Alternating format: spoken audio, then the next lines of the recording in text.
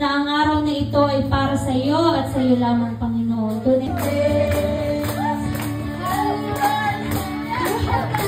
Mamatay ng espiritual, Panginoon, upang sa pagbaba. God is good all the time! And all the time, God is good! Yung i-consult si Sister Alin Alday at si Sister Alin. Yeah. Thank you, Lord. Thank you, Jesus.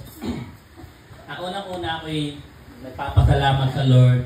Sabi nga sa umagang ito dahil ganyan sa mga kapatid ko na andyan. Kahit biglaan.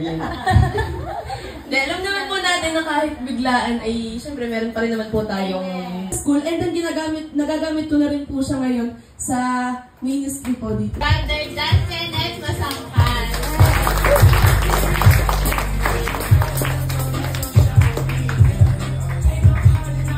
Sina Lois. That's when I realized that there are a lot of things na dapat natin ipagpasalamat sa Panginoon. Amen?